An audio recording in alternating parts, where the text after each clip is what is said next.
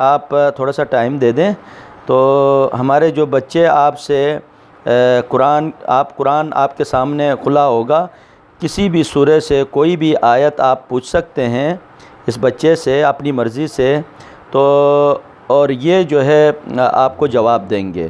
تو میں اپنا یہ علی کو ویلکم کہتا ہوں، اور آپ کو اب ظاہر ہے میں نے مائک ان کو ہیڈ فون دیا ہوا ہے، آپ ان سے پوچھیں اور یہ جواب دیں گے۔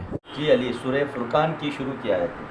اعوذ باللہ من الشیطان الرجیم، بسم اللہ الرحمن الرحیم، تبارک الذی نزل الفرقان علی عبده لیکون للعالمین نذیرا، الذی له ملک السماوات والارض ولم يتخذ ولدا ولم يكن له شريك في الملك ولم يكن له ولي من الذل وكبره تكبيرا، واتخذوا من دونه آلهة لا يخلقون شيئا وهم يخلقون ولا يملكون لأنفسهم ضرا ولا نفعا ولا يملكون موتا ولا حياة ولا نشورا،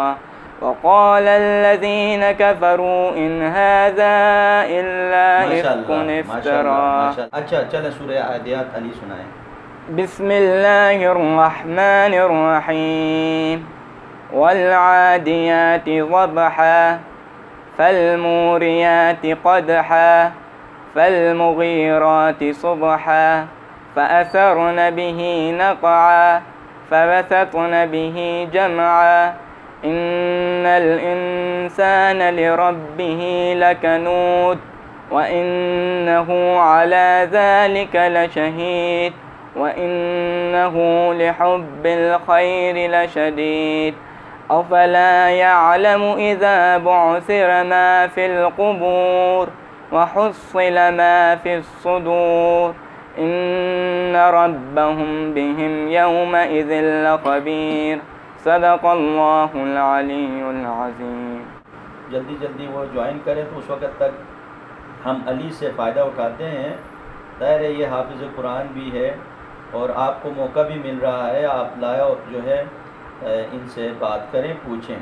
جی کوئی اور سوال جی جو ہے نا 2-3 آیات آپ تلاوت کر کے ان کو۔ جی علی۔ بسم اللہ الرحمن الرحیم، حور مقصورات فی القیام فبأي آلاء ربكما تكذبان، فيهن كاسرات الطرف لم يطمثهن إنس قبلهم ولا جان، فبأي آلاء ربكما تكذبان۔ سورہ فجر کی آخری آیات علی۔ بسم اللہ الرحمن الرحیم، یقول یا لیتنی قدمت لحیاتی فیومئذ لا يعذب عذابه أحد ولا يوثق وثاقه أحد، يا أيتها النفس المطمئنة ارجعي إلى ربك راضية مرضية فادخلی فی عبادی وادخلی جنتی، صدق اللہ العلی العظیم۔ ماشاءاللہ، جزاک اللہ۔ جی اور کوئی